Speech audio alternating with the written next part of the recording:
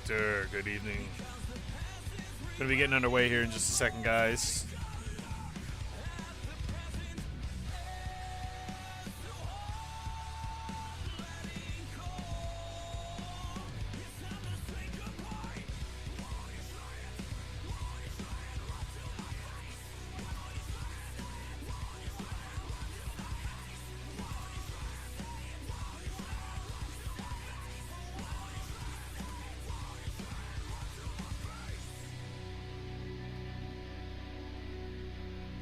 Back to your chill dude, bro.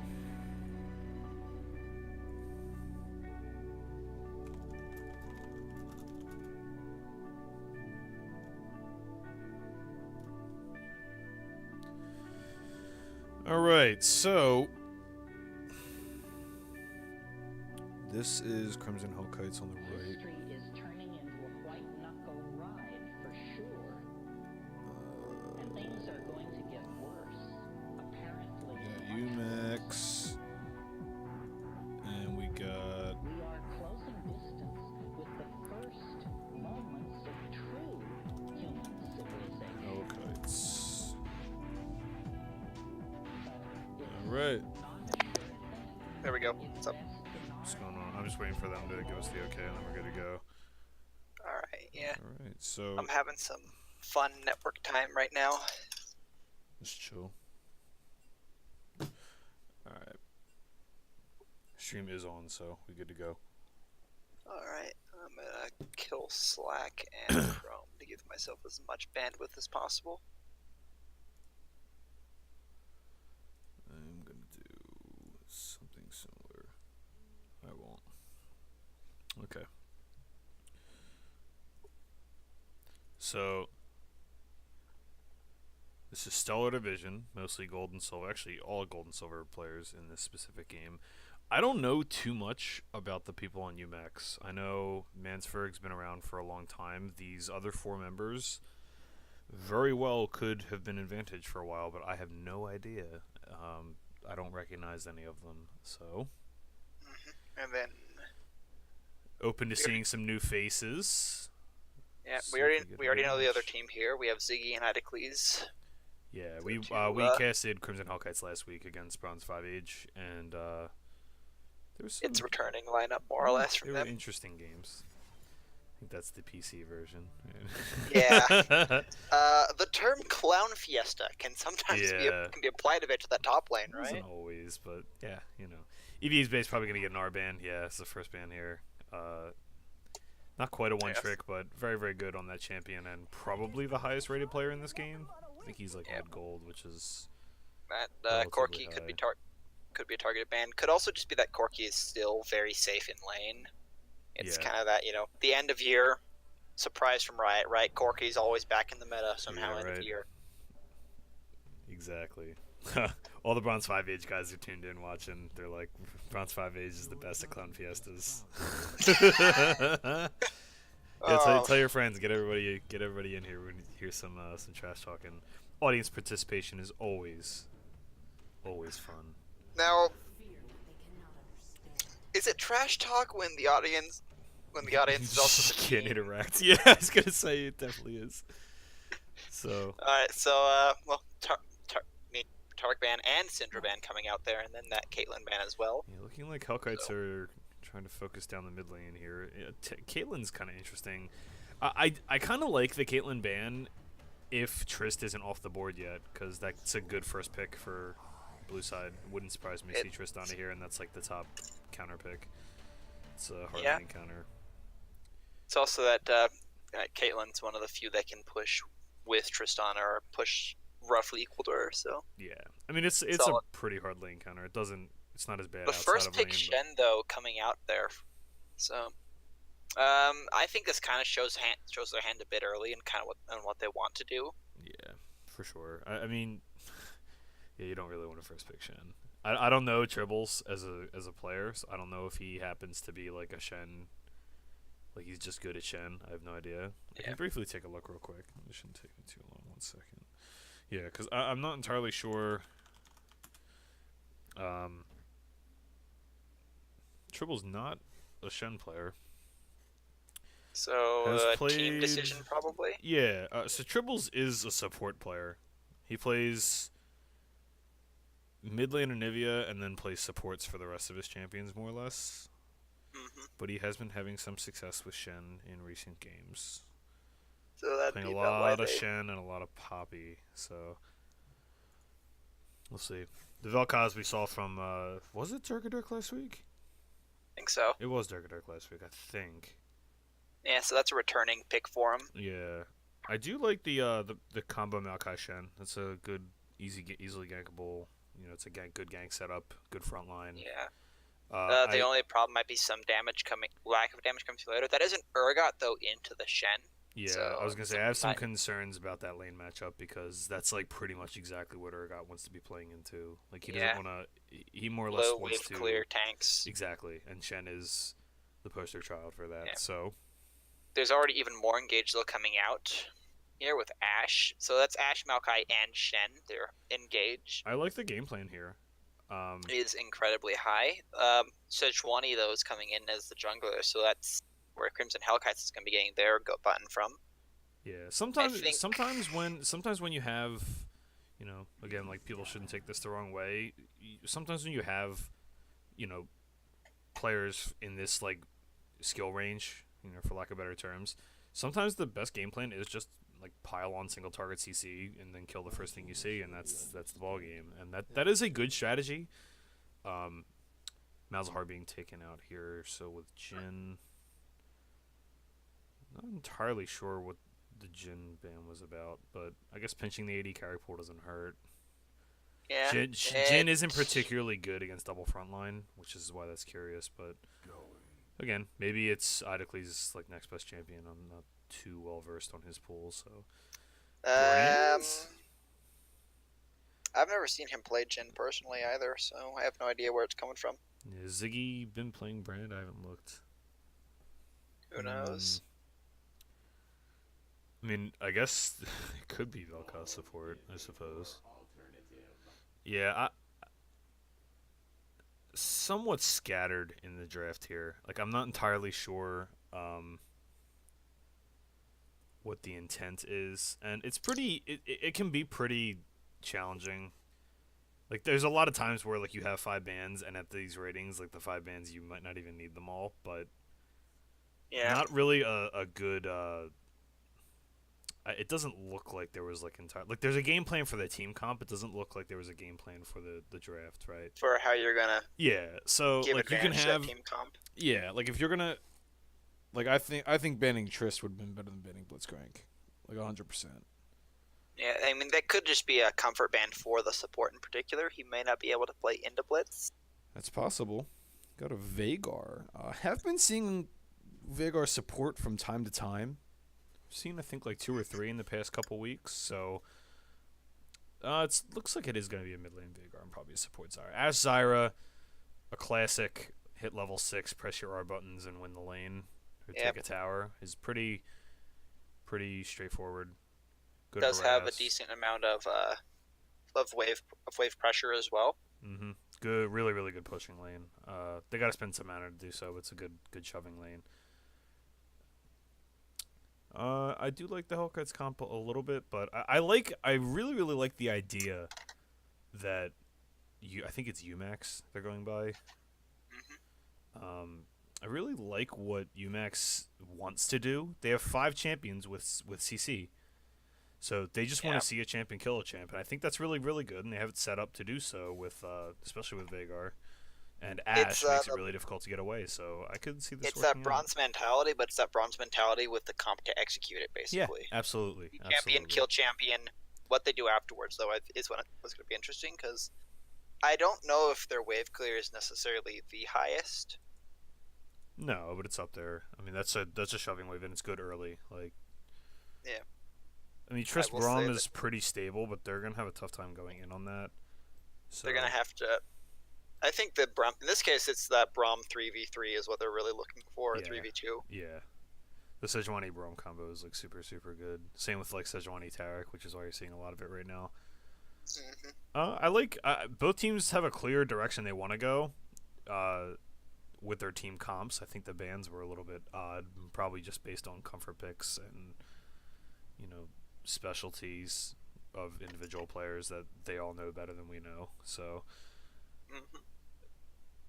we'll see. I actually think I like the single target CC a little better. Yeah, I like the comp by UMACS a little bit more. It's I'm just more concerned about what if, because I understand they have the Vigor infinite scaling, but what happens when Tristana Tristana goes online, right? I mean, Trist Vel'Koz is pretty hard to beat, but ideally they don't ever want a 5v5. Like they want to be splitting or picking one person off and then taking something. So it's slightly more execution based. I think the Crimson Hellkites composition is a little bit more.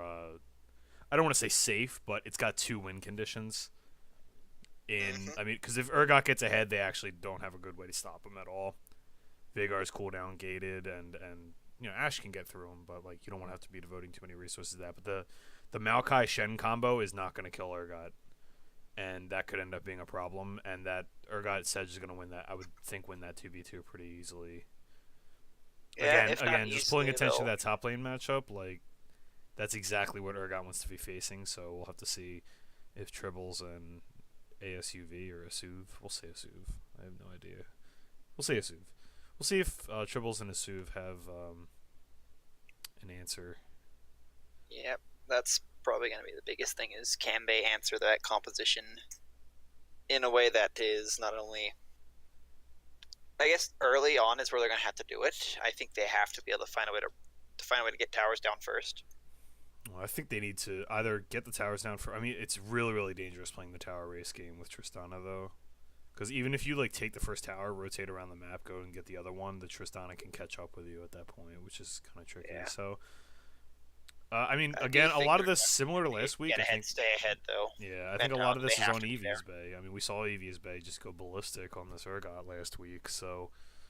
But then we even saw Ziggy go even more ballistic too. So. Yeah. So.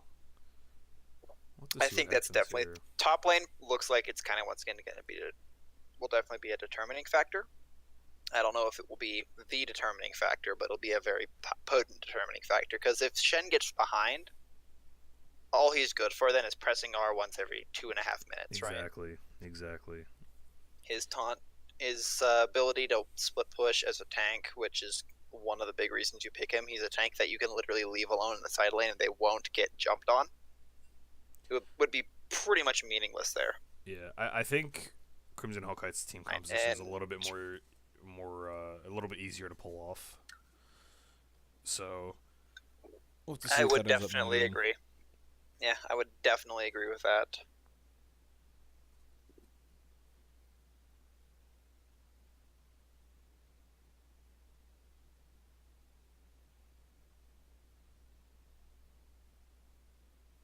So I'm fixing just overlay stuff.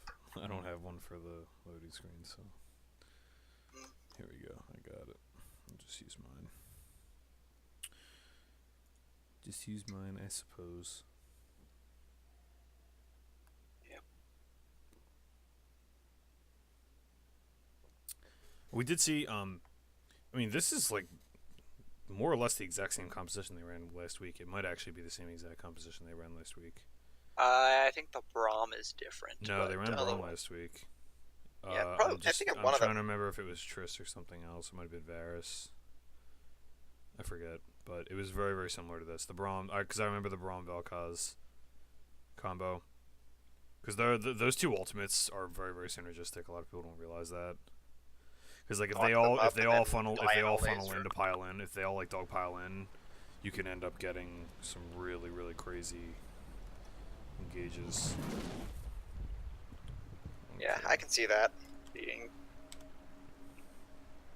kind of thing. All right, we're about to load in though for the first game. Just giving it a couple of seconds to do its job.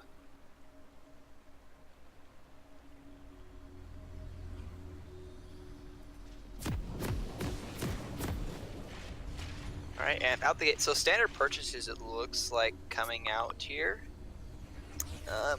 Coin completely dead in this game. Yeah. So That's actually a relief to see. So as a support main, you know, I'll admit I'm kind of sick of coin. I think Well, it's. I mean, it didn't have to be. Like, it's still really, really good right now. I think this is just a factor of the champions more than anything else. Kind of surprised we didn't see more level 1 here because both these teams actually have really good level 1s. Oh yeah, and Like Shenzara Braum. Ash is very, very good, and Braum is very, very good. So Braum. Even Tristana with just her bomb still powerful, level 1. a little less so. Ash is actually very, very good at level 1. Yeah. Sejuani is notorious for being an early game champion. I don't know how strong her level 1 is relative, but it's pretty powerful. They are standing on a ward though. So the Hellkites, they're very smart in their warding patterns and getting that taken care of early. Kind of just hovering around here. Braum showing some aggression. No one's biting on it though, so it looks like it's just going to be relatively safe level 1. Yeah, I mean, both teams are throwing out. spotted. Both teams are spotted on wards, so Yep. play it a little more team. I think people could probably spare to get a little bit more creative. Yeah. On these invades, but to each their own. That's a personal preference thing or a team preference thing. So Yeah, a little bit of shallow warding down. Well, now they're aware they're on a ward. So YUMACS just gonna return to their standard lanes, and nobody died. Nobody got a cheeky gank in or anything like that. Just some shallow vision and a bit of information transfer. probably interestingly doing a Raptor start. Not that uncommon, but it does kind of Definitely. change the vibe and timings for things. So Yeah, looks like he's going for that scuttle crab. Or just a bit of an invade on his. he's going for a full-on invade. Yeah, just no. an early gank. Yeah, turn around gank level 2. Fire though misses the stun. Nothing for it. Sejuani there just encased. Though she's just clearing wolves at the time. And the tree retreats. The tree retreats along his own. Yeah, he's not retreating. He's going for another. No. gank. Yeah, another one spotted on a ward though, and immediately they back off. He misses a Q, and nothing comes of it. So we got So, a lot of damage coming out on the top lane. Tribble's already having trouble with this Urgot. yep. EV's I will Bay, not entirely say- sure if he's catching people off guard with this pick, but I mean, it is a strong pick into the tanks, and it's a pretty good, attack on this metagame. But Yep. he's I will not- say something here. The fact that Asov, or whatever we're calling, the fact that Yeah. Maokai took the time for both of those ganks and got nothing out of them is going to hurt him yeah, heavily. He's getting free buffs right now, so. and- Sejuani is very powerful in Yeah. lane, and that is an Urgot with that buff, by the way. I mean, It's not Sejuani getting yeah, that. I just saw that. getting Like, that blue buff. Oninokin made a really, really good decision. If you watch the map during that whole ordeal, as soon as he saw him on the ward bot side, he made a beeline for his blue. So, good counterplay, giving the Urgot the blue, trying to get EV's Bay ahead, let him carry this game, and he's shown a Yeah, propensity to be able to do that. So. Yeah, especially with Urgot because he has cooldowns, a lot of really long cooldowns. This blue buff is going to be painful to lane against. He's basically now an energy champion if you want to compare resources. Very, very difficult lane for Shen to manage. Trouble's doing a good job last hitting, keeping this just off of his tower, not taking too much that he has to back. Yeah. Which is good. Urgot, yeah, because Urgot is gated by cooldowns, he actually does kind of have his pushes can kind of stall out in these kind of positions where Yeah. it's just off the tower, but because of his range and the interaction on his I call them knee guns. I actually forget what they're called. Shotgun knees. The shotgun knees or whatever. 'Cause Yeah, the there's a interaction- gank though happening in the top lane, and Urgot just dashes out. He's just gonna crab walk away. Crab Yep. dash, crab walk, crab dash. Something We'll like call it that. crab dash. Yeah, crab dash. So he because of his cooldown, the position you have to use the shotgun knees on, he can't really step close to the tower. He has a really, really difficult time clearing waves that are just off the tower because he steps in the tower range to do so. So if Tribbles can keep that wave there and not die in the process, it's going to become a lot more difficult post 6. But if he can keep that wave there in the process and he can manage to keep this even, they can maybe use the Shen ult to make some plays earlier in the game and hopefully get his other lanes and allies ahead before the Urgot gets too aggressive. Because, I mean, by the end of this game, Urgot is going to be a problem, regardless. It's just going to be a matter his of what ability he to does. split push and just kind of not die. He's got to make the Shen ults count. All in the bot lane here, a lot of damage. Yeah. All in the top lane also. Nobody dies. Potions are burned though, so most of the sustain is down. Urgot, his all in. Just barely walks out. Damage. Yeah, he was like minion health away. What were we at 30, here? 35 or so health. Yeah. Like he's just regened up to 60 HP as he was backing, so it was really close. But that all in, that will force Shen to teleport. But If he doesn't want to lose fought HP over here. Maokai doesn't have. Maokai has mana, but Sedge does not. Looks like she's just gonna back off after taking that. Yeah. That does stop pretty much any potential aggression here. They can easily back away from this. Yeah, Maokai, not level 6. So he forces Braum into it. That is heal and flash out, so I'm gonna say a bit of a misplay there. They probably should have been backing a little bit faster.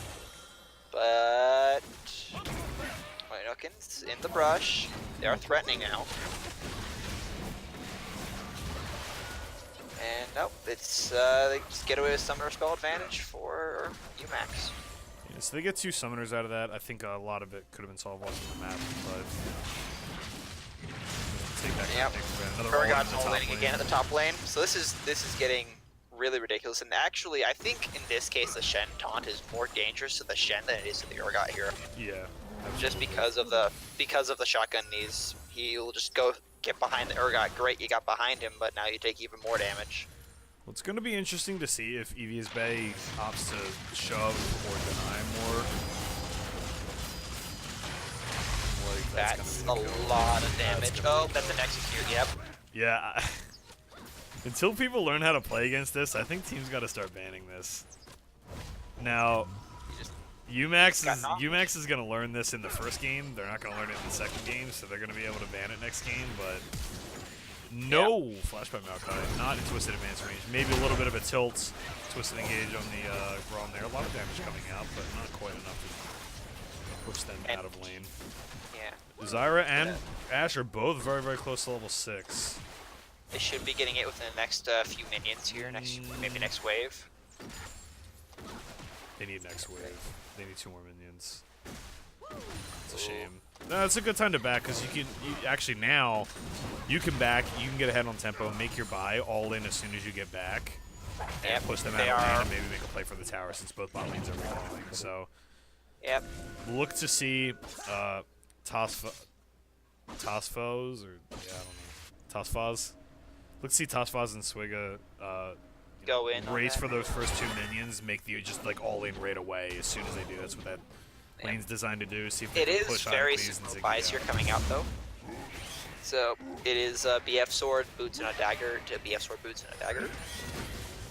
Only difference in this case would be that they're level 6. Yep.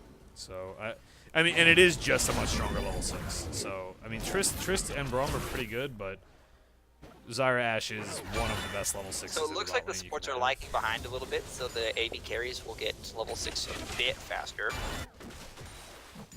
Could have been on purpose, could have just been waiting for gold.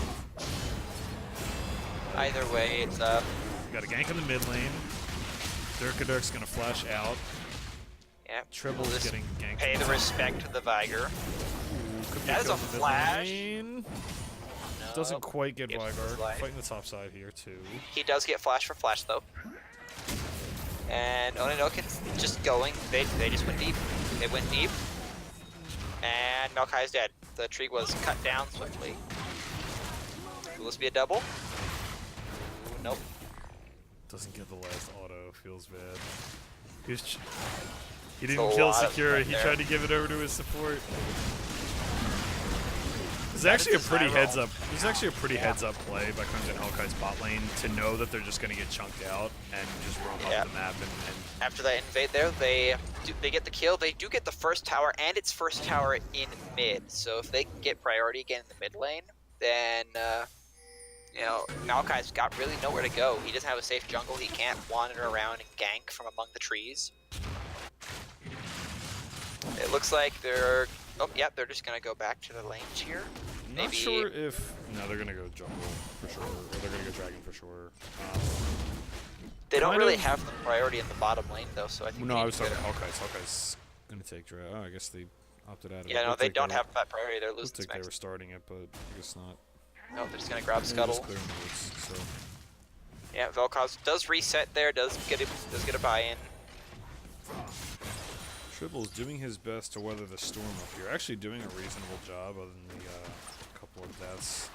It's the Yeah, only couple gold of lead deaths. that Eevee's Bay has at the moment. Is ahead 3 creeps, but he can't afford to push out. So he's just gonna have to sit here and absorb the Urgot for another 15-ish minutes. Nice push bait there by Suda. Ashel is gonna get blocked by Braum. Well done. One of the things that can happen when we get home on the top lane. Again, Anyway. And a dive I coming feel in like we bottom. need to keep- Nice Braum ultimate. looks like they will get away. Heal is burned, as well as Flash, but they're gonna get out. Not entirely sure about that. Now Brahms. Sue just got left out to dry. Hung out to dry here. Yeah, that is Viger ult coming down though. That was Laser Dark now. Matter. Dark Matter's gonna score the kill there. Oh, yeah, no, he Still still has with Poison. ultimate. They look similar, so that was me. That's my vision being fun.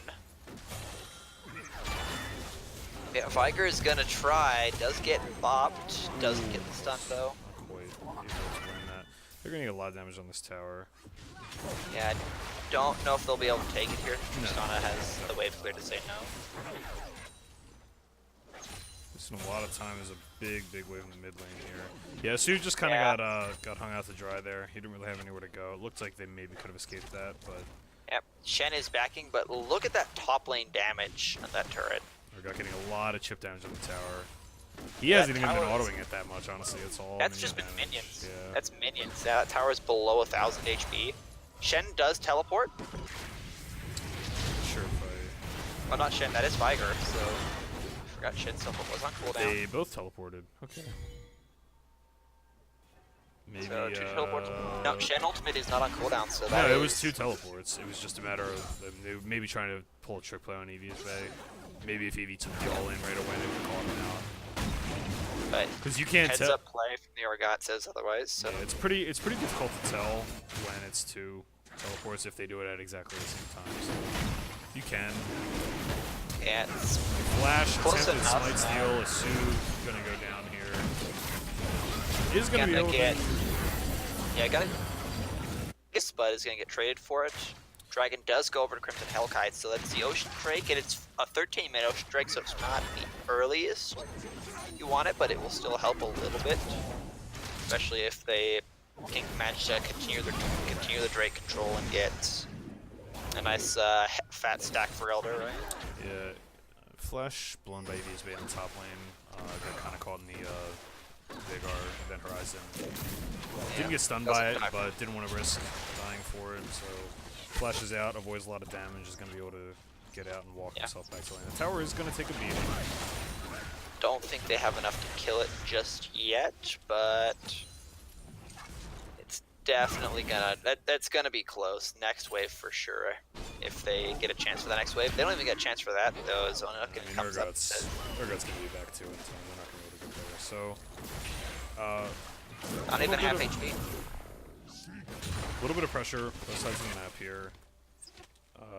Crimson Hellkite's going to be looking to get that topside tower some chip damage. They're just leaving Vagar up there. Oh, a lot of damage Yeah. from that top lane. Not quite going to be enough to kill Swigga. Gets That good stunned in turn tower crash, range. but that's yeah, that'll do it. That was Tristana's ability to Goomba stomp and explode someone there. It was actually a late heal. Toss was trying to heal bait that, and well, maybe Didn't not quite get trying. the- I might be giving too much credit. Who knows? But I think that was a panic heal. it was but it wasn't enough. So not enough. I just don't know what they're gonna do to deal with this Urgot. Honestly, It feels like it's kind of starting to hit that point which is inevitable. He does have he already has Phage, so that little baby black cleaver coming out for him, and Shen's kind of like already having a bad time. Like once black cleaver comes out, or Shen's just like Shen will not be able to stand up to Urgot in lane. Does pop down Spirit's Refuge. I think he pops it down a bit early. Does get flipped.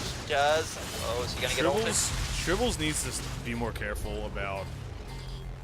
So Yeah. he always tries to hold the wave off the tower, but EVSB could 2v1 this. Yeah, Looks like no, he's Kyle threatening, is a gonna little take the early. tower. Does get tower. He's gonna try to jump in, maybe land an ultimate. Got a fight going on he's the gonna bot side respect jungle as it. well. Veigar showing on top. Does get stunned. He's gonna die for that. Shen ults. That was really awkward. Veigar had a that cooldown was, set to auto attack him down, but they do get the job done. My silence is more or less that. Like I don't think there's any reason for that to happen there. I think he could have been fine with the tower. I guess he kind of just saw the double kill. I mean, you could outplay that. I can appreciate him going for the outplay. His team's getting stuff on the other side of the map. It's a reasonable risk to take. A lot of damage taken. Their Dark hits the event horizon. 20 ult coming in. Bit of damage coming down here. Viger gonna get the kill there. Event Horizon comes out again, and Siggy just flashes out. It's not gonna risk getting deleted by Viger, but that tower's gonna go down in the bot lane. So all this shenanigans and those 2 kills don't mean that they lose 2 turrets for it anyway. This is turned into a bronze game. Yeah, it's very much Nobody's thinking. Everyone's blowing something. 13 kills in 17 minutes, so we're not quite at a kill a minute, but we're still. Well, less so Very than that. More, it's less about that and more about. There's no reason to still be mid. There's no reason to have to blow your flash on your way out when you were just gonna recall on your way, and that happened like back to back times just now. Like. Top fight shouldn't have happened. I can understand going for the outplay there. That shouldn't have happened. Then the mid lane overstay shouldn't have happened. The only thing that was right about that whole ordeal was Triss taking bot tower. So. Yep. Urgot gonna be putting more pressure onto it. Tristana has rotated up as well into this top lane, so I don't know if I like this. He has. This call. I mean, they're gonna get the flash out of it, but I don't know if I like this call. Like, if you have an Urgot that's super strong right now, and he's a split pusher that can't be dealt with. You don't go to the split pusher. You send the split pusher somewhere you're not going to be, unless you're making like a Baron. Or bot. He does get the crops on the Maokai, but Ashe is here as well. She's not willing to try and blow her ultimate for that just yet. That is the taunt coming down. Urgot will die in this case as all the damage comes out. So it is currently a 4v2. Maokai flash, twisted advance. Does get the engage, but Vel'Koz from the side with the laser. Laser does secure Shen. Ashe gets Sejuani, but Sejuani. Rift Herald's gonna die. The Rift Herald. Yeah. The Rift Herald kills Maokai. Rift Herald getting his sweet revenge. He's been waiting his whole life for this. Is sick of being ignored and then suddenly beat upon by various champions, right? Ultimately, a 2 for 3 there in favor of UMACS. A little bit discombobulated on the side of Hellkites. Yeah, they're still 3,000 gold behind, though. Yeah, it didn't look like there was a unified call there. And again, as I was saying before, I don't think going to the Urgot is the right. Like, they should just be 4-1-ing this entire game. They've got great disengage. They've got good siege. They should just be grouping as 4, pushing mid or bot, or mid or top, and mid or somewhere, and having the Urgot in one of the side lanes. Like, he should never have been. I think what happens is you see this in solo queue all the time, where they're like moths to a flame, right? Where they take a tower and then they don't know what to do, so they just like, okay, like this is in solo queue, this is where we group now, right? And you end up grouping up, and really grouping's not the right call, especially if you're playing like a split push focused strategy. I mean, you have. At the time, it was you had a 3-1 Urgot that they have to send 2 to 3 to deal with. But if you're not sending any pressure on the other side of the map, then Urgot's not a great 5v5 champion. Nope, he's really only good in the 1v1 or. I mean, he's okay in that he can like kind of Secure kind of kills. skirmish. Blue team though. Ooh, Dark Matter getting that Yeah. dragon. That Dark Matter burst proving more than sufficient to out. More than sufficient there. Smite was, it looks like, used just a tad early. Dark Matter is Pretty powerful. Ash is going ham on Kurgat. Syra does pick up the kill. Bramble comes down, Hellkites ult follows up. And it looks like he'll just do 1-for-1. Shen goes in. Sejuani explodes. Braum looks like he's next on the chopping block as Tristan tries to ult, but it's not enough. Ash gets the kill. And YUMACS fighting back in this game, actually. seeing the strength of the repeated single target CC and the inability to escape from being CC'd followed up by the Ash slow. It's really difficult to get into a fight. So Crimson Hellkites need to be a little bit more decisive about when they're going to fight, when they aren't going to fight, because once a fight starts, you're not getting away from this team comp. Yep. One of the things I wanted to comment on, Mansberg's actually put 3 ranks into his queue and is now maxing Dark Matter, which I've never ever seen before and don't agree with at all, but he has gotten a bunch of kills from it this game. I think the reasoning is, one, the damage from it, but also because Dark Matter, because abilities count overall for Viger's passive, having that as low a cooldown as possible, even with its near infinite cooldown scaling, allows him to potentially get more damage off. And I've seen like the ridiculous level of cooldown reduction you can get. It's like almost. I think this is dead wrong. I don't think there's a universe where you ever max Dark Matter. And I've played a fair share of Vhagar. Like, there's no universe. I would sooner max Event Horizon than do a second rank in Dark Matter. Actually, most people right now, like most people in the past like year or two, do max Event Horizon second because the cooldowns, the stun's longer and the cooldown's shorter. And Dark Matter is a base damage enough. It's just part of your combo. It's not. I mean, it's interesting. I mean, he's doing what works for him. I don't agree with it, but he's made it work this game. And maybe the thinking was they have all the same. I mean, I don't know if there was thinking. It was just being correct. I don't know. But I could see a world where they have all the single target CC, and you're gonna be able to just land Dark Matters. It's like normally the problem with Dark Matter is you're never gonna land it, right? Except when you're comboing, but they have repeated slows and single target CCs where you can actually land this over and over again. So maybe it was on purpose. Who knows? So I just thought it was very interesting. I hadn't seen that before. So like we're a little bit of ARAM here. Neither team really knows what to do, and attempted an engage by Invoken. Yeah, bit of a standoff here. A lot of health loss on Crimson Hellkite's part. You know what that health loss is from? Getting chunked up by Dark Matter, I think. Yeah, does she love it? It's like, man, this can't be good. Immediately becomes good. Like it's like, no, this is definitely not optimal, and they just get chunked out with Dark Matter. Oh.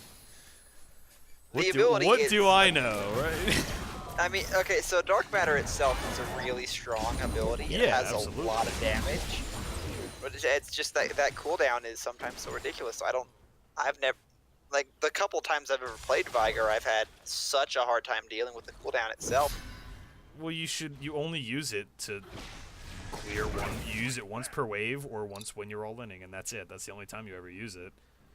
As a matter of fact, most of the time Vhagar wants to be farming his Q, so he doesn't want to use Dark Matter. You use Dark Matter to set up. This is the other reason why you only do 1 rank in it, is you use it as a way to set up a caster wave, so you can Dark Matter the casters and then Q, and you get 2 stacks with your Q, based off just Dark Matter and like rank 3 Q, rank 2 Q.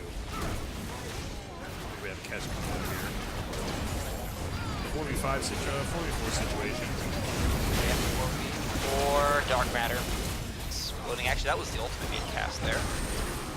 So Vhagar decides finally to launch the nuclear warhead.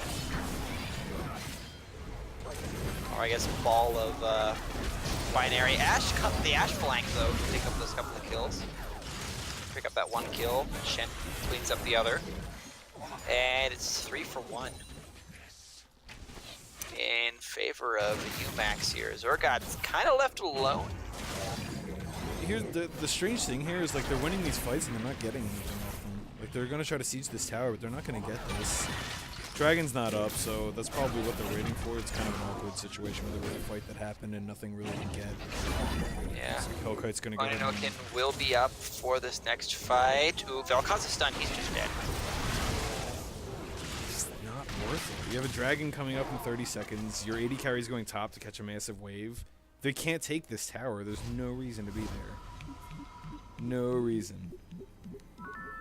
Alright, Hellkites. Let me clean that up. This is a situation you see a lot also where people don't know. This is another bad solo queue habit, right? People overstay all the time, and a lot of the time there's no good reason for it at all. Like that's a situation where they're not going to take that tower. Once you cleared the wave, just back. Or just back beforehand, let the tower take half its health like it was going to take or whatever, and then it is what it is, and you're ready for this dragon fight. Now, they're not ready for the dragon fight here. They are going to have to try to all in. Zyra, despite having a minion's HP, does not die. Ult does come out, Sejuani gets out just fine. Oninokin, sliver of health, but that was a lot of resources used to get out. Again, I'm going to call it out because if Vel'Koz was there, that's probably 2, maybe 3 kills, and it's a free dragon. Now all of a sudden it's a dragon fight that's actually difficult. Yeah, it's not completely one-sided because YUMACS with Sejuani is gonna heal up for it, and right now Hellkites have the inside track, but that dark matter's hurting right now. As Tristana is now half health, so it looks like, yeah, it just looks like YUMACS is gonna back off here. They're just gonna wait for the dragon to be started up. I'm gonna split ball shit going around top side, the other 4 on the bot. Real decisive here. Yeah, this is very dangerous here for YUMACS if Urgot decides to push button. Doesn't this time. The dragon does go down. Oninokin smite, good for it this time. Yeah, that's Urgot flash forward. Goes for a flash forward, charges forward. Not quite enough. Just it for the kill. Does get an execute. Okay, going down. 3-for-0. Really, really clean team fight. Well, I mean, it's kind of a bloodbath, but you saw the factor of, you know, you saw why it's important to long into these fights. Gotta respect the Veigar, man. He can clean up like crazy. He still has ultimate. Yeah, I was gonna say, it's a dead Tristana. You can't jump in on him. That's not unreasonable as the Trist there to think that he had used ultimate at some point in that fight. It's pretty hard to keep track of stuff in those big cooldowns. It's visually kind of difficult to see. So probably just thought he didn't have ultimate. Kind of, I like that Crimson Hulk. I mean, the tail end of that was a little bit sloppy, but during the actual team fight, you see why it's so important to present a united front on things. So you had like Tosfos and Tribbles were like flanking around the top side, and they did end up getting a kill or putting a lot of damage down. But ultimately, like because they were split up, all Crimson Hellkites needed to do was decide to go in that direction, and the fight was over from there because it's 2 squishy or vulnerable targets versus 3 targets that can kill you. Not even that. It was just like, okay, it was 5.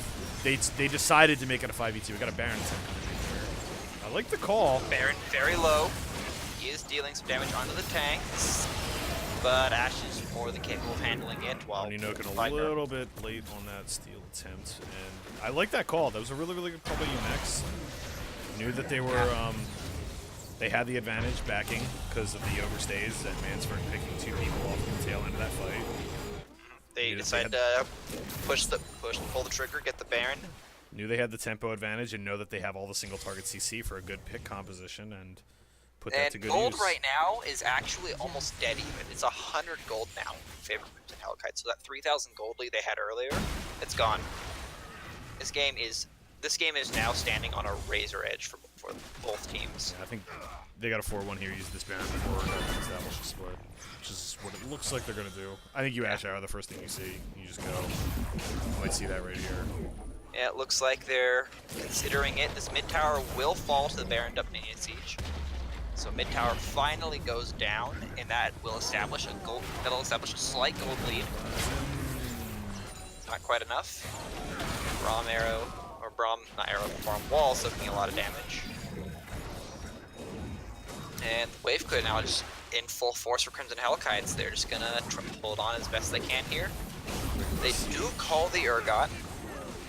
Don't break the siege. You have such a good siege comp. Vagar is so great at this.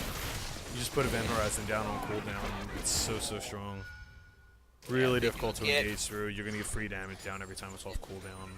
YUMACS does get pushed back. Shen, though, split pushing in the bottom side. They're going to have to eventually answer that. Either Urgot or another member is going to have to go down and face him. I'd say Urgot now is probably the only one of the team that can actually kill Shen. Hellkites is looking for an engage here. They wouldn't stay as 5 if they weren't looking for an engage. But again, you see like the power of that Event Horizon. Like you just put it down on a tower, you're gonna get free damage on someone. Vagar does enough damage that he can even chunk tanks out. So that's some impressive dodging skills there as Braum avoids Event Horizon with a jump. But really difficult siege to break. Onino can. They need. See how they have like a staggered back now? Like, yeah, Braum's pretty low. They need to either decide to give this tower up, or they need to fight as a 5-man unit immediately right there and just like pull the trigger. Onino can need to pull the trigger and just go there because now they're chunked out. Now they got a recall. And Shen's actually just gonna go top now, so he's actually gonna be pushing that. I don't agree with this teleport. You could have just recalled mine up there. He's barely just like recalling it up there. Yeah, that's a flash from Malachi. That's several ultimates go down, and Malachi just explodes instantly, but Viger trades 1 for 1. Sloppy. Sana tries, doesn't. It does come down. Viger, though, putting in too much damage. This could actually just be a 4v5. Yes, it is. It is a clean ace. Pittsburgh just got really close to one-shotted by Vagar. Oh man. That was Primordial Burst doing minimum 800 damage, maximum 1600 right now. Yeah. 1653. That's gonna one-shot Idocles' 1491 health. That's gonna be. Yeah, this could actually just be the game here. There's no one to stop this push. I mean, Ziggy is up now, but it's, you know, you're a Braum against 4 relatively fed members. Idocles does try. Ultimate does come down. There's blast hitting on the Nexus. It's gone. Yeah. So Viger one-shot Tristana there. It's pretty close. Oh, right at the end there, yeah. I mean, so that's actually, I think, the one thing both of us overlooked for their comp. Viger. I mean, all right, so it wasn't a matter. I mean, really, Tristana should never ever be in range for Vigar to do anything. Yeah, that was key positioning errors there from Idocles. Hold on, where the graph's at? Why is this not popping up? Oh, sometimes this bugs out. I always forget about that. Yeah, good old custom games, right? Yeah. I'm not a huge fan of.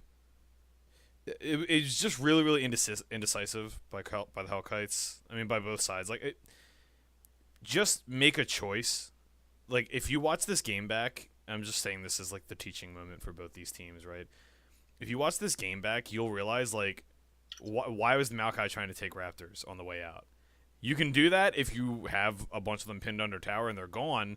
You can't do that if there's any reasonable expectation that they're going to be there. It's greedy. You're going to get picked out, and you get picked out, and things happen, right? Now, it ended up not burning them, but, like, just, like, sloppy things like that can get cleaned up. And let me make sure they give you an invite. Oh, did you get an invite, right? Yeah, I did. Okay. Just waiting on you, so. Let me swap these sides here. Just overstaying and sloppiness by both sides, and it's really important to understand when you get behind. Well, we said the same thing with Hellkites last week about playing to their win condition, right? Like, you had EV's Bay was massive, and they just didn't use it in the way that they should have, right? Like, when you get it, they did the same exact mistake last week. Yep. Where you have a split pusher that's wildly ahead, and you got it, and you just got to make sure you're using it, and they didn't again. So hopefully they start learning this lesson. Just like a lot of overstays, and you got to make sure that was on both sides. and more for the side of Hellkites. Like in that mid siege, right? Vago's just going to keep putting Event Horizon down over and over and chunking someone out, and they're going to get a bunch of tower damage down every single time you do that. You're better off just pulling the trigger, because that's a situation where maybe you're 20% to win that game, but if you just like keep letting them do that, or maybe you're like 20% to win that team fight, right? Yep. And if you just like keep letting them chunk people out, all of a sudden that's going to shrink and go down to 5, right? So at that point, if you have no way to break a siege, no way to wave clear that, you just got to pull the trigger. Undoubtedly. And one thing I can say is, as much as yes, Viger was actually able to one-shot characters or champions by the end of that game, it's still a Viger. Yeah. He still has, almost as little HP as Zyra does. You can still very easily obliterate him if you catch him out. So sometimes you just gotta pull the trigger and make Viger explode. Yeah. That's happening, most of their damage is gone. When you have Sejuani, she's one of the strongest engaged tools in the game. And there were a couple fights where Oni tried and just like whiffed on it. They are going to ban the Vigar here. Yeah, so that is a respect ban to the Vigar. What's the other so again, like the other thing is too, like they had to pick comp, right? They had 5 CC champions. Right. You just gotta go. Like you can't, like it's really really difficult. And this is again like not a shot at people, but unless you're like challengers that dodge like everything, if you have that much CC, you're not gonna dodge everything. Like it's just not reasonable to expect that, right? Only way to dodge it is to literally just not be in the area. Yeah, so you're not gonna dodge that. So you just gotta go before, like it's like giving somebody like, every 5 seconds that you let them stand there, it's like they get to buy like 50 lottery tickets, and they're gonna have way better chances of winning than you if you let them have lottery tickets over. Coming in here as our first pick, so I think that's a first nod to the ridiculous amounts of CC there. That's one possible answer there is if they keep CCing you all the time, then just ignore all the CC, right? Gonna be interesting to see if that's for Eevee or Oninoken, because the Urgot went unbanned again. I really, really hope they don't get scared off this Urgot just because of that. They need to just play the win condition cleaner. Like Urgot was very much like they were in a position to win that game with the Urgot. Yeah, they so were 100%. Shen does come. Yeah, they had a huge lead. It is Shen and Thresh coming through, so already Olaf actually gonna pay some dividends here, being able to get through those two massive forms of CC. Dirk sticking to comfort on the Vel'Koz. He had a good performance, so nothing wrong there. Oh, and the Jhin, the Idocles Jhin, not banned last game, is gonna come through this game. So that's gonna help him a little bit in avoiding the massive pick comp there. So by just staying so far back. The issue with Jhin, and it's been brought to light that by Spectre that Idocles is very, very good at the Jhin in lane, at least, in experience from last season. A lot of the bottom lanes in this division had trouble dealing with him. So that's why we see it, but one of the issues, this team just showed you a bit like a double frontline comp, and they're going to go with the Amumu here and do another one. Jin's very, very poor against double tank. Like, there's iterations of his builds. I know there's it's kind of memey, but it's actually kind of good. But the little shout out to Rixie here. He's not watching, but shout out to Rixie here with the Stormator Surge Jhin. And Stormator Surge Jhin can be good in these kind of situations. Yep, so that Urgot ban does come through, so they don't want that again. They do not want Shen to have that lane. But interesting to see. There's plenty of things that Shen has trouble with. I'm really not sure. It worked for them, so I guess don't fix it if it ain't broke. If they want to keep with that fight, Rumble actually can do okay into Shen still. Yeah, it's just going to be a matter of how Crimson Hellkites want to play this, because they might just have the read that, this could simply be EV's base saying, I need to play and engage because clearly we're not executing the 4-1 split well enough. So it could just be something like that. Could be comfort, could be, could tilt. Be that. You never know. It could be any number of things. So I do think it is also them hiding that Olaf a little bit as far as where it's going. Oh, that's for sure. Yeah, I mean, They Olaf do move. actually would be great against Shen. I mean, he's auto attack based, and Shen can dodge a lot of it. But I mean, he can. That's another champion that can actually shove. But top lane But Olaf, not. if you get him low though, it's like, what do you do when your Spirit Refuge runs out? Because now he's just gonna kill you faster, right? Yeah, top lane Olaf has a lot of mana problems though, so I'm not entirely sure we'll see that. It can be really good. I've seen it, but That is a Sivir being picked. I like this hovered pick right a lot. now. I like this pick a lot. Indigena. Yeah, I do. Ooh, Even yeah. Indigen, I like it. I mean, Zaya's okay Zaya? too. I'm alright with it, but I think the Sivir would be better because of her pushing power into yeah, Jhin. the Zaya's Sivir. push comes from her cooldowns, so Yeah, she'll be Jhin. limited by that and her ability to get feathers down on the field. Now, with this team comp, that she should be fine. She shouldn't be too restricted as far as what she can and can't get down, but it does reduce a little bit of their ability to go in. They won't have as much as Sivir with that ultimate. Nah, I mean, it was less about the ultimate to me and more about just having priority on the Jhin. Now, Jhin can shove. Jhin can be a lane bully, and the reason Sivir is like pretty good into it is because you can spell shield his W, you can spell shield grenade if it is going to land on you, you can just hard shove his lane, and a lot of Jin's power comes from being able to have control of the lane against you, so that he can use his abilities offensively against you, not against the wave. So That is a Leona though, so that is a massive shift in paradigm for Crimson Hellkites there. it's also a hard counter he picked himself into. I'm not a fan of that. I mean, again, execution at this. Yeah. This again, like gold and silver. It's reasonable Uh, that Thresh could so- have. I mean, it's. I'm not saying it's out of the question, but it's. Thresh is a counter. Thresh is like a. I see Thresh as kind of like a platinum to diamond levels where you actually start to understand how he works. We get an echo. At the pick from gold to him. silver level, it's still very conceivable for even something for Leona to just get in there too quickly for the Thresh to actually be able to react. Yeah, I know, and that's why I was hesitant. I was like, this is possible. This is but, this is actually a lot more dive though. So we now know that that the Olaf is going top lane because of Shyvana. Shyvana she's a good farming jungler. They will not have.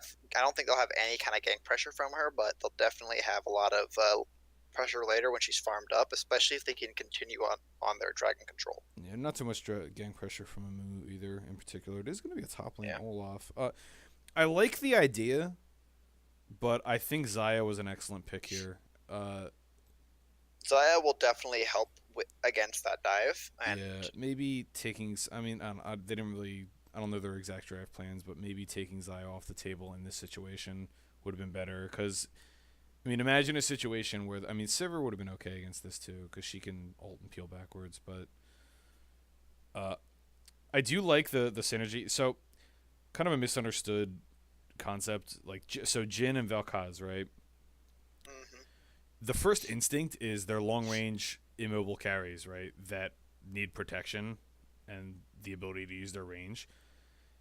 The second instinct is Jhin is the engage in this case. Well, not even necessarily that. Like Jhin and Vel'Koz actually benefit more from teammates that dive than to be protected. Like, I'm trying to think of an example here. So Azir and Cassiopeia are champions that want to be protected. They want to keep things in front of them. They want to single target DPS, right? Yep. Jhin and Vel'Koz. I mean, Vel'Koz has to be stationary for his ultimate, right? Same with Jhin. So they're better off if they've got, in this case, Olaf and Shyvana is an excellent composition. It's kind of weird, kind of off meta, but those three champions on their team are great for diving. And Jhin, it's a lot easier to hit his ult when the other team's too busy peeling off. So this is gonna come down if Leona lands like a 1 or 2 man ultimate, even if it is tanks, those 2 tanks are probably going to die anyway. Yeah, they can Olaf just and Shyvana still bring damage. And ultimately, so this is going to be a lot on Mansford to see if he can kind of disrupt that. Like, he's going to be in the back, he's going to be diving the back line trying to play, disruptor. Spoiler. Yeah, exactly. So, Thresh Zaya is very, very, and Shen. Thresh Zaya's Shen is extremely, extremely difficult to dive. That's honestly Zaya's strength. Zaya wants you diving into her.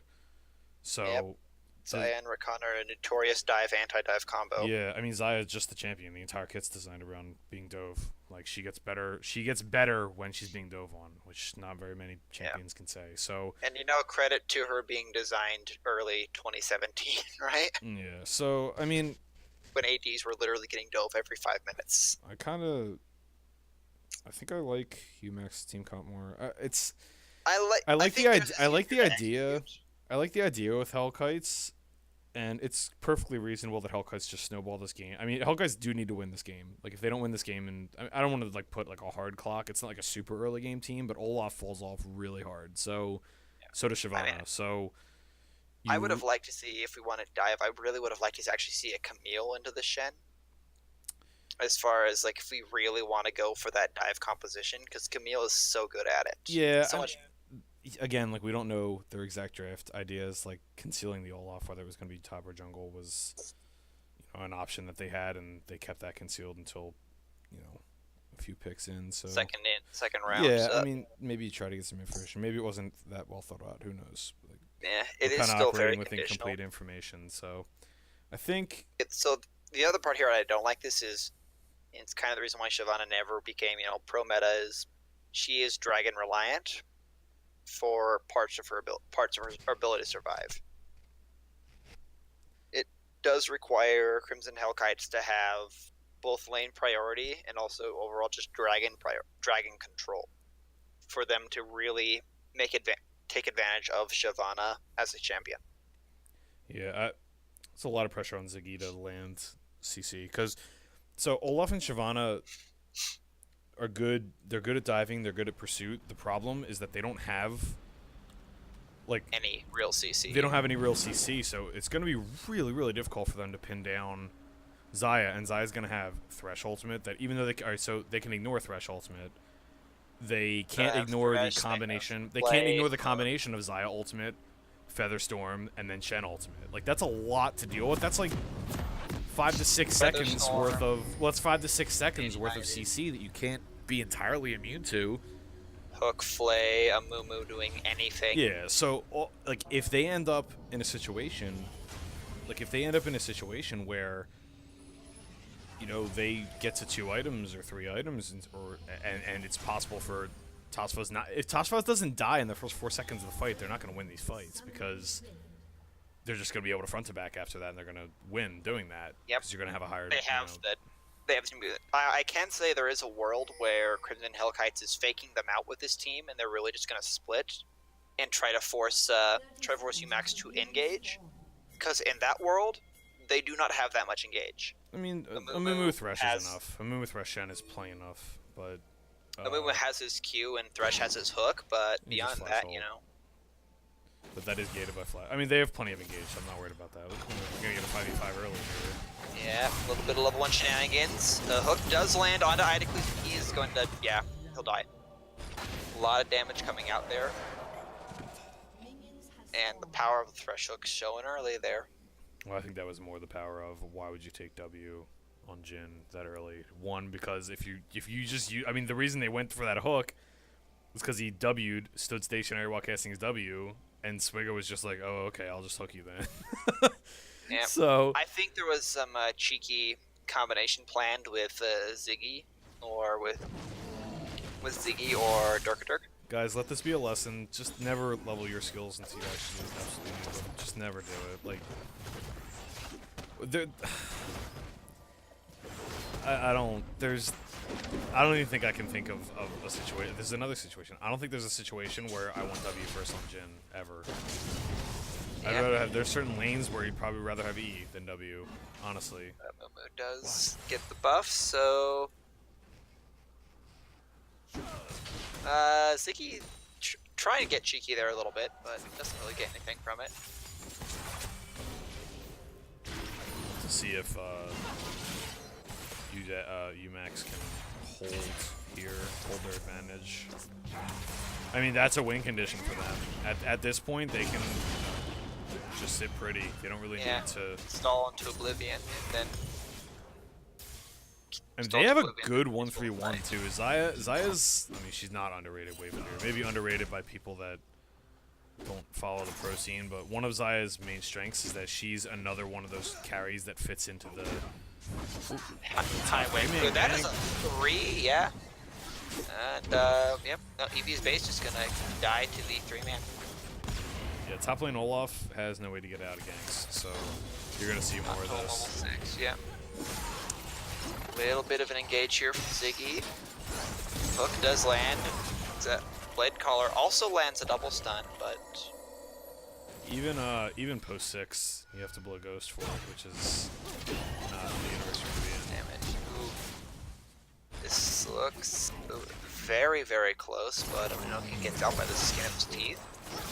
Thresh does get the hook onto Idocles, but Ziggy's there with the peel. Both of them are very low. They do, however, still have lane pressure. Yeah, this is going very, very clearly for Crimson Hellkites. I mean, you Yeah, have 3 Echo's flashes right down. behind. He flashes. There is heal blown. 2 flashes blown. 2v2. So far, nope. The heal is just enough to save Echo as from the Jhin 4th shot. Not a huge fan of that flash by Mansford, but it works out. It ends up working out for them. Crimson Hellkites in dire straits right now. I mean, it's not. I mean, you never want to say it's over this early in the game, but you have a team comp that outscales you, and Team they comp can win. outscales you, out team fights you. They can and win out- any number of ways too. One of the things we didn't get a chance to talk about was the 1-3-1 possibilities with Mansford and Tribbles. Yep. And Shen, when he gets a hit, can split push Zaya as an Well, 80. part Split of- push, yeah, Echo part of- can split push. Well, no. It's not about Zaya. Part of what I was talking about the Zaya wave clear is that she, and one of the reasons you're seeing her in pro play, besides overtuning right now, all the world's patch anyway, she's just overtunes. But one of the reasons you're seeing her is because she's one of those champions that fits into the we can be a 1-3-1 team with the AD carry for. It's that Varus, Caitlyn, Ashe, Sivir like vein of lane- champions that can actually. lane priority champions. Well, yeah, and like when you want to split your 2 1s off in a side lane, and you're the 3-man unit clearing against 4 or 5 people, she can actually do that. And there's not a lot of you're kind of limited in the number of champions that can actually do that. And I will say, like, the reason why I say Zaya can split push, and I admit this is because I've watched enough EULCS and Fnatic to know she can do it.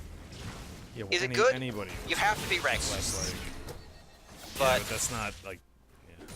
Yeah, it's not like- pertinent. It's, if they choose to, if they need to actually have just that much pressure, they have a lot of options as far as who Yeah, can they're do they're it. not gonna need that. They have the Shen and the Echo are their 1-1 champions. There's no universe where that's gonna happen. Like they don't need that to happen. I mean, if you go like 10-0 maybe. The point being, They're, like, they're 7-ish away from that, so when I'm saying the Zaya's gonna be We'll 10-0. see. Like there's Yeah. you can't split push AD carry anymore. Like, it's not season 3. You can't do that. There's one champion in the game that can do it, and it's not even that good at that anymore. So yeah. that's just like not a thing that should be factored in. So just scratch that from the memory. You did not hear that. All in the top lane here.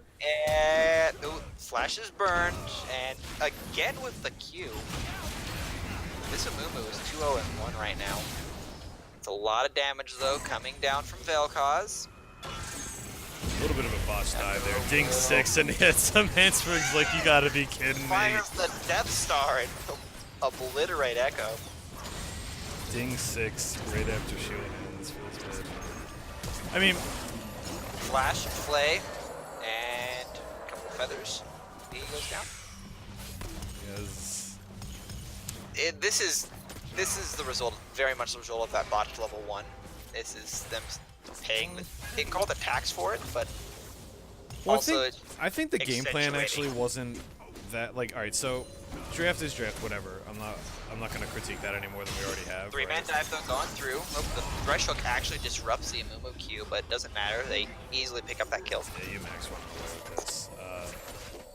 This Anyway, could anyway, be what first tower here. anyway, next what I couple was waves. saying was, there's, all right. So besides the draft, we've talked enough about like, the pluses, the pros and cons of each draft. But one of the issues with Olaf is you can just kill him, right? Like he has no escape, no natural escape until he has his ultimate, and even with his ultimate, he just has to ult and ghost, and you can still kill him, right? So there's a trade going into Yep. here. UMACS going for the Drake early, so- getting some nice zoning on it. So this is like one of those. This is like next leveling, right? It's some, it's like fighting game terminology, but like basically the idea is you got to think about everything in layers, right? Like they picked the Olaf top for the isolated matchup, right? If Olaf is gankable and an easy thing to gank, then you as the jungler on the Olaf's team need to assume that their jungler is going to gank the Olaf early and often. So if that's the case, you need to adjust your path to be there, and Oninokin didn't do that in this case, or if he did, he was behind the 8-ball on it. So Yep. I mean, he was. You need to adjust your game plan if you're gonna play this kind of thing. Another aggressive trade going in the top lane. Olaf does blow the ultimate. Shen Ooh, almost lifesteal. has the damage though. He maybe wins that trade in a smaller minion wave, but that was actually kind of close. Eva's Bay was W autoing sooner instead of running like he was. He could have got like 2 or 3 more autos and probably lifestealed enough off that to win that trade. Close regardless. I mean, at this point, you don't really have many other options. Olaf's I a would just snowballing like to champion. take time to point out the Xayah is 68 CS to 38 CS. So. It's a pretty good lead. First blood on a lane dominant champion. Pretty good. Pretty painful. Echo does go in, forces the flash. Laser comes out. Not quite enough. Ult's right back in though. He knows he has a gank. Does take a couple tower shots there. Well played by Mansford there. Dargodex gotta be aware of where the shadow is. It's pretty easy to lose track of it, but nice little outplay there. Cheeky little Echo Ult there gives him more lane priority. He does have to back though. He does not have the health to pressure this turret.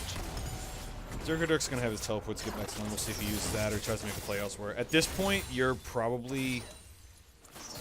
I mean, that's Threshold comes down. Ultimate comes out. Featherstorm. Blade Caller doesn't quite get the stun. No teleport in the bot lane. He has wards there to get TP too, so. Yeah. I don't think he would have been there fast enough, but at least would have been able to potentially make a trade. Yeah, I think for Crimson Hellkites, this is like the League of Legends equivalent of 4-down territory in football, where it's like, okay, you're down by 2 or 3 scores. There's not that much clock left in the game. You gotta like start going for it, and yep. I think a teleport play there would be totally again. reasonable. Taunt is good, and the Olaf ult and the Ghost is burned.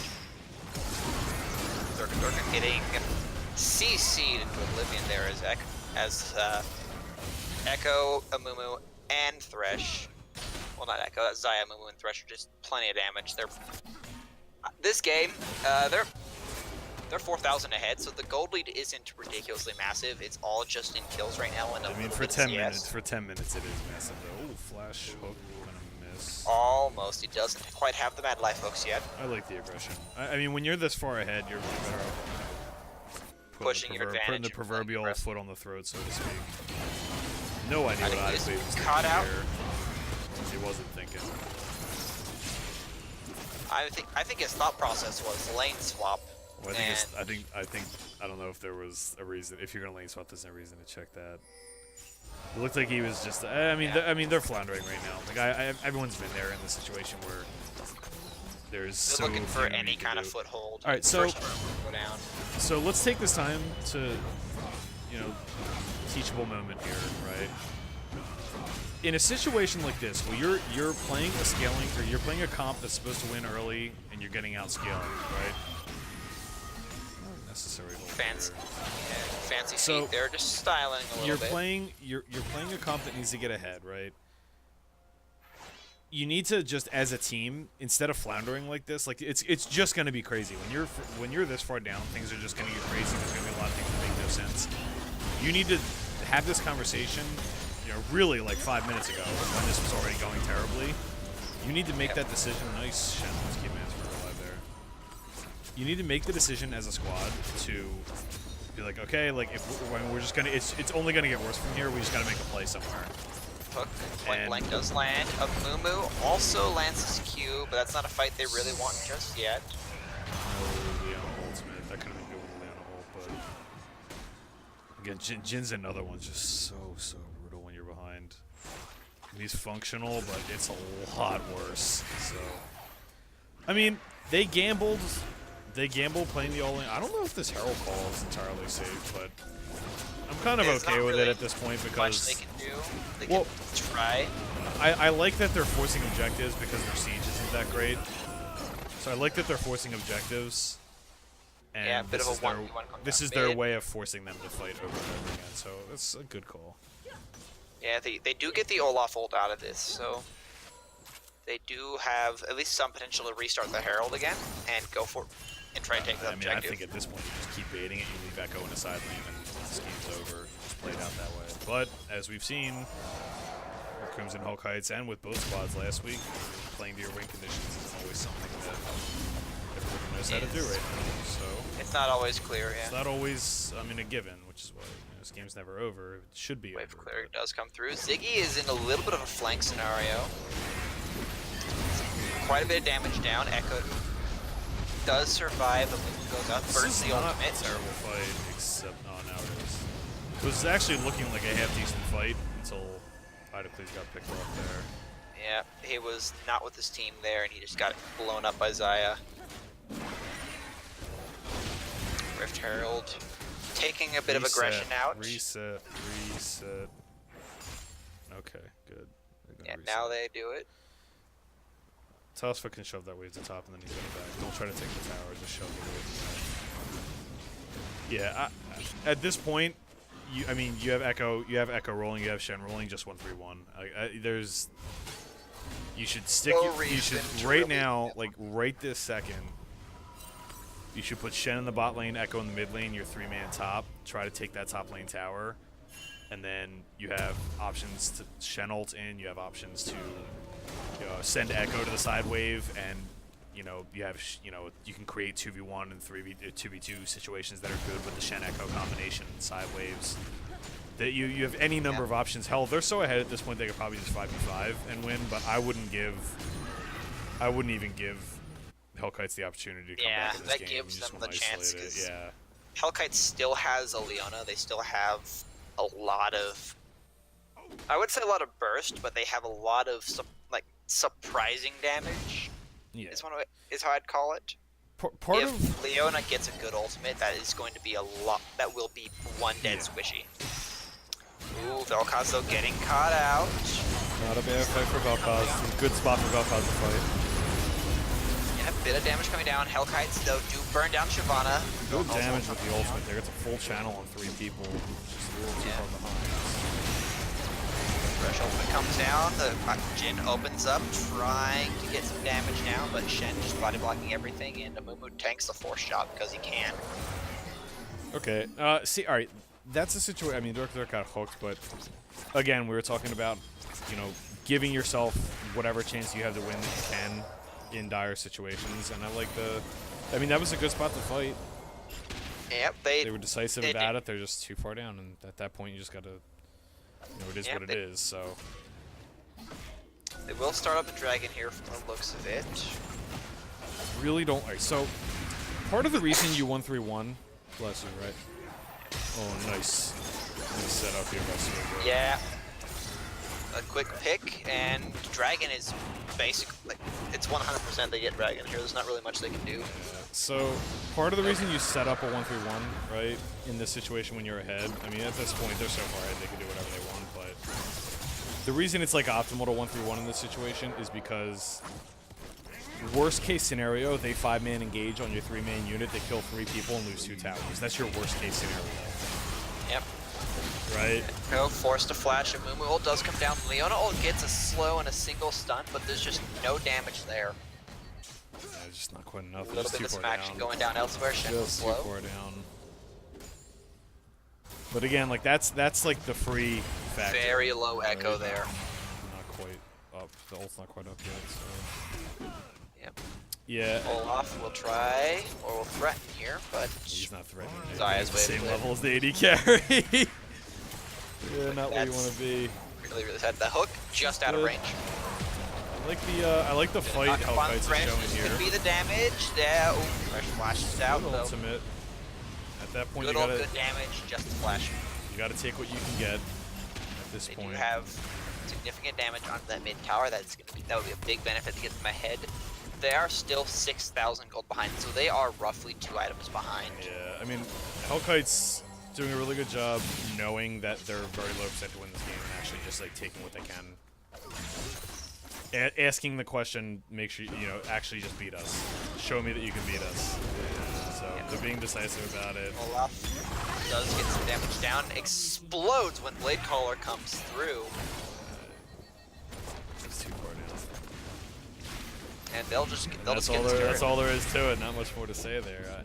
I do like that they're going down fighting, like they're punching. They're not rolling over and dying, which is good. But yeah, that shows a little bit of mental resilience, but there's not really much they can do here. I'm trying to imagine the situation that they actually win this game. I can't. 18 to 1 in kills, so we maybe if you manufactured a base race, you could win. But Jin isn't particularly great at that, so. Yep. Vel'Koz will get a slight flank here, but Jin's still too squishy. Echo ults out. Jin's burning down. Does go down to the Ignite. Meanwhile, Amumu does succeed in taking that Rift Herald. Baron up in a minute. A lot of damage Not much coming out. to do for it. Yeah, Echo does go down, so finally a couple more kills picked up by Hellkites, but It was a great damage fight, actually. just not there. Yeah, I mean, Dirk at that point, you got to go for that. It was actually a really, really good fight by Yeah, Hellkites they will pop Rift Herald. Olaf is up for this, but mid tower will go down. There's almost nothing he can do. Yeah, this Olaf pick is not working when it gets ganked early like that. I mean, they took a gamble. That's okay. Well, Idicle's opening up again, trying to dissuade a little bit. That Rift Herald charge. I swear I just saw Olaf get flicked to the side there by Rift Herald, but that could just be my. That was Yeah. That's a good metaphor for this pick this game, when right? When you're behind on Olaf, you can't go damage. You can't. Like, you just can't do it. Like, man, pushing all the wrong buttons. Crimson Hellkites. Pulling on my heartstrings here.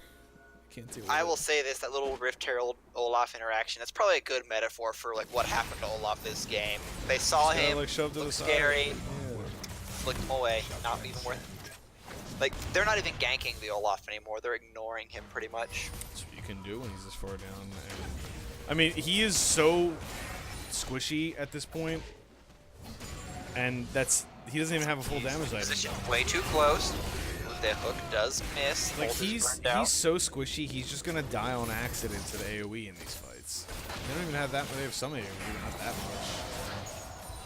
It's like a Lulu with no health. Like, he's dying about as quickly as a Lulu would. Yeah, ladies and gentlemen, put your you gotta put your cover the kid's eyes, because this one is over. Ooh, nice hook down onto Olaf. He just dies. Explodes Blade Caller used to pull him to rip the feathers out from his heart. Make it stop. Put him out of their misery. Sort of a one. It's a 4-1. Close enough here. Baron calls 1-3-1 would be 1-3-1. 1-3-1's better. It's optimal here. They just haven't done it. Yeah, I don't know what the skepticism is, or maybe teams just don't know what to do, or what. But I'm calling ease of execution though. The 4-man on Baron with Echo, pretty much alone in lane. I don't know. They're not aware of this right now from the looks of it. They don't have. You can assume that they're doing it. It's only vision. They didn't seem to go up through on that control ward, but you know, with Echo in lane, it's not like you're in a position to stop them at this point. So. They're just gonna get slowly pushed down. This is textbook pushes here. The play would have been to make a pick, like a Fnatic rush at some point. That's like all you were hoping for at this point. Yep. Full mind of their wave push coming through, and Jin just explodes to 2 abilities from Echo. I think Manasberg just one-shot Jin. Yep. One ability to get in, one ability. Yeah, one to get in and one to get out. I don't. You got a close cleaner, guys. Xayah shouldn't be in the bot lane. You should have 2 people with Xayah, 1 person and 1 person. Yeah, so I can say again about that split push 80 carry, right? Doesn't make it right, just kind of happening. Yeah, it doesn't make it right, but the fact that it's... I mean, so like... It's proven to be effective. They're trying to kill these members here, but they're abusing their long-range siege machine. I mean, by the way, I did say 10 kills. These 9-0 and 7. That's pretty good. Pretty close. So, That's about 10 kills. So I cast a curse to myself, so... We're both right here. He got 10 kills, but at the same time... It still doesn't make it correct, so... I mean, at this point, they're just having fun doing this. So. Yeah. They do rotate mid, take down that tier 2. They have pressure on the inhib. I will say this game could have been over 5 minutes ago.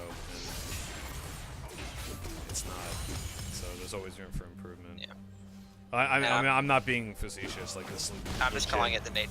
It's kind of the nature of bronze. Thresh probably gonna get out here. He's gonna get fairly. Nope, he's sacrificing himself. Yeah, he gets stunned. He's dead here. So he does sacrifice himself for a turret. Alright, you blew a lot of cooldowns on that. Reset, get back to your tower, get ready to defend inhibitors. Yeah, they're going to have super minions pushing in the top lane. They kind of lucked out with triple cloud. Like, that could have been worse. It's still good for the 1v1 but they did kind of luck out with triple cloud. No Infernal with Order Drakes makes this a little bit more manageable.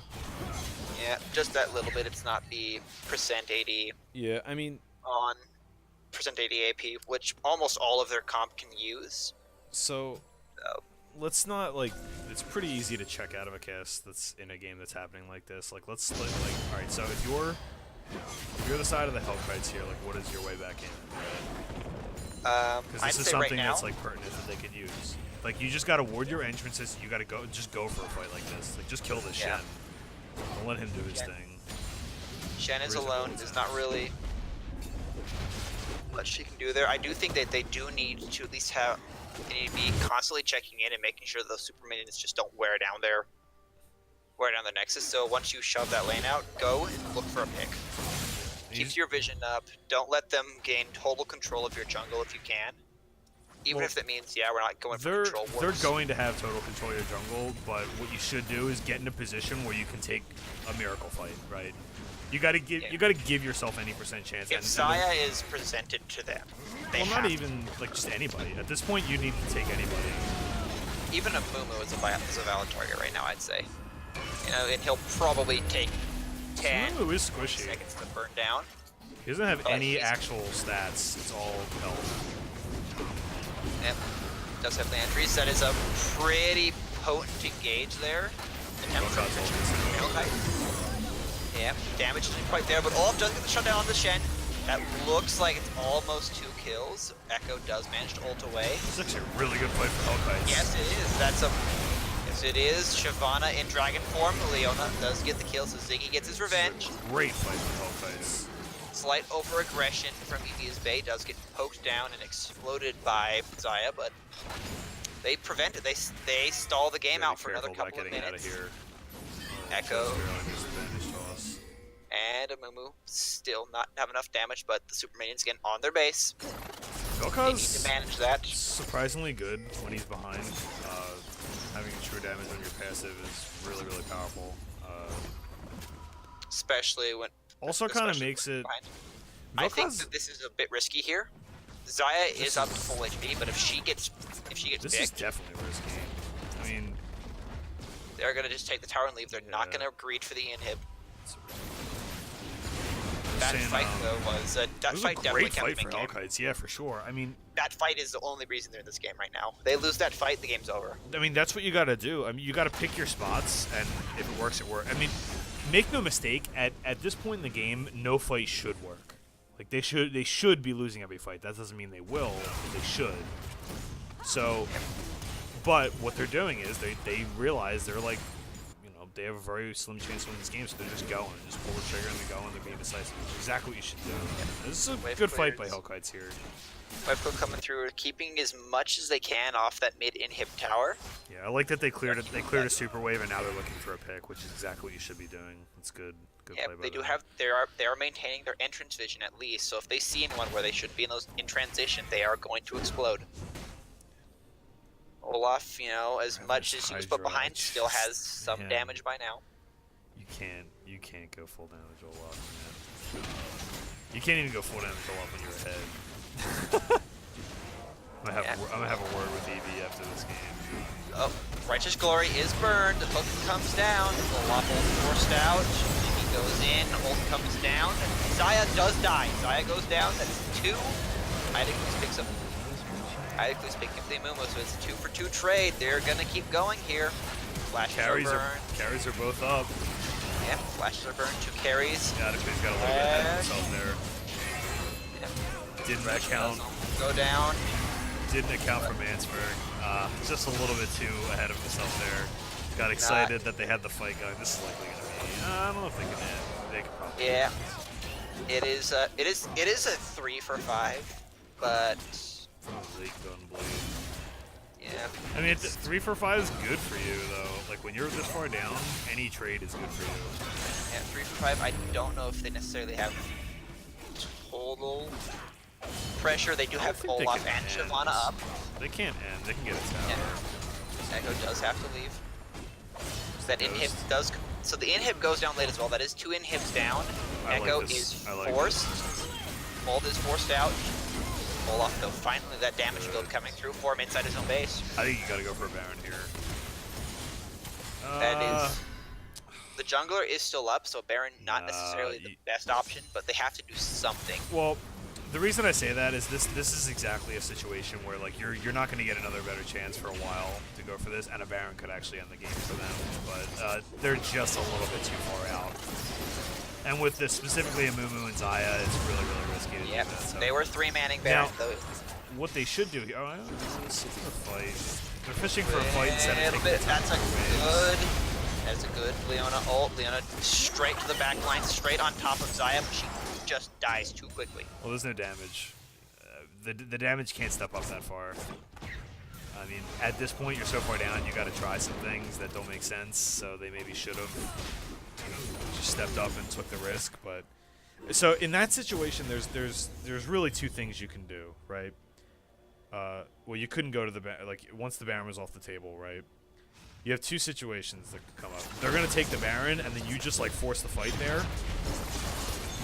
Try to kill the minion. Shyvana looks like she'll die here as Shen's Spirit Refuge does come down. That's pretty much almost all of her damage. Moonwood jumps onto the Vel'Koz.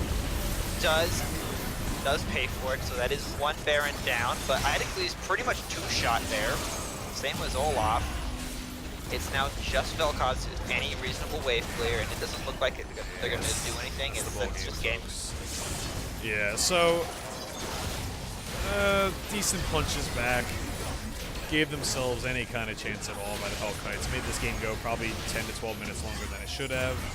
But a lot of that was the doing of UMACS not closing cleanly. So just to finish the Baron. Top lane was, in this case, for ill was the determining factor. The Olaf did not work out. Yeah, for sure. I mean, you take a risk in the draft. I mean, at least the composition has an identity. It knows what it wants to do, right? So, I'm a big proponent of not being just like vanilla in your like you need to make sure when you have a team comp, like you need to have a team identity, have a team composition that fits whatever you're gonna do. Like if they, I mean, I'm not saying it was suboptimal, but it's like it all fits, right? Vel'Koz and Jhin want divers, and you went hard on the divers with Olaf and Shyvana, and that's the risk you take playing those champions. They get behind and they're garbage. But I don't know, just to like quickly finish up that Baron point. Like when you're in a situation like this, because ultimately this is about helping people get better, right? When you're in a situation like that, you have like 2 options, right? Like they could either force the Baron, even though they're gonna get it. You could either force the fight, hoping they've taken some damage, and the Baron can help you a little bit, or you can take that time clearing waves, and they kind of just did neither. They were just like we kind of want to go fight, but we don't know, and they were indecisive about it, and they maybe could have had a cleaner fight. But I mean, it's pretty tough to take a game when you're that far down. But I like the risks. I like the idea. It's just a little bit one-dimensional, and I think Onino can, is going to be able to look at this replay and be like, man, I should have just like prepared for a level 2 or 3 gank top lane, because I mean, they can win that 2v2 against Amumu and Shen. Like, actually, I'd give that to them, like, probably 90% of the time. So Amumu, Shen, fairly low damage early. it's just a matter of, okay, look, Olaf is going to get ganked. He can't do anything. Like, he can't escape a gank. So You gotta make sure you deal with that. Yeah. So, 2-0 by the team UMACS or UMACS. Yeah. I've 2-0. And 2-0, so they improve on their split so far. so they're gonna move to 3 or 2-1-1 or no? Yeah. Yeah. No, 2-0-1. Or no, 1-0-1. Sorry, I can't. They're gonna go to one match win, no losses, and one draw. The game score is 3-1-1. So, or 3-2 to whatever. I don't know. Screw this. 3-2. Yeah. So I do think one thing to take away with this for Crimson Hellkites is still win conditions. play your win conditions, man. Yeah, I was just gonna say that. Like 2 weeks in a row now, guys. Gotta shore this up. And they're still early in the season, so it's not like it's the end of the world for them. But definitely, they want to focus that. I just realized nobody improved to anything because this is technically week 1. It was a scrim week last week. So yep. So week 1, 5 more to go. Hopefully more than that for everybody for playoffs and everything. So yeah. These are problems you can fix. They're easy as long as you conceptualize them and talk about them, and you got to talk through and learn the execution for these things. And So one thing I would note is at least one thing dropped by Chase was the possibility of interdivision games between Helio and Stellar. Now, based on what you've seen there, will Helio teams actually provide a challenge to Hellkites? I mean, see, I haven't played. I'm not trying to sound like an arrogant ass here, but I haven't played in I don't know the difference between bronze and gold anymore. It's just all the same below a certain point to me. So I don't know just how big the gap is. My guess would be they could probably steal games. I don't know if they're going to win consistently, but they could steal games. It's not out of the question. Because at this level, you could have a bronze player win just because they play a weird champion the person doesn't know. They play Urgot, and this person's never played against Urgot before, and they win. That's never going to happen elsewhere. But, so yeah, definitely is an option. It's an option. I think so. From my experience, last split with Helio, for most of the teams, it looks like a lot of the teams from Helio actually improved a little bit this split. Some of us we're still working on it, but for most of them, I think if that's how they're going to play, I think the Helio teams can actually be fairly consistent. If not, I'd say have greater potential for winning. And that's nothing on them, on their personal ability to play champions. Are you seeing the gaps closing? I'd saying the gap's probably almost non-existent. Yeah, I get it. I'm a Helio player. I know. We'll see. But I don't want to get too much into all this just because it's speculative and all. So it is very speculative, but it's definitely if that's how they're playing, they need to improve. I'm gonna go ahead and wrap this up. It's been 2-0. UMACS takes this 2-0. I'll have these uploaded to YouTube, and they'll be on the Twitch VODs for a couple months or however long they keep them now. So. Was some great games. Was definitely a bit of craziness. Interesting. For sure. The classic Hellkites Clown Fiesta, by their own words, right? Absolutely. All right, guys. Thank you all for watching. Hit that follow button. Hit up Derpmaster and myself if you have questions, comments, concerns, and thank you for watching. Follow, subscribe, message us, yell at us. Call us boosted animals, whatever. We'll see you all next, whenever we're scheduled, actually. Probably maybe next week, maybe tomorrow. Who knows? We'll see. Have a good night, everybody. Peace.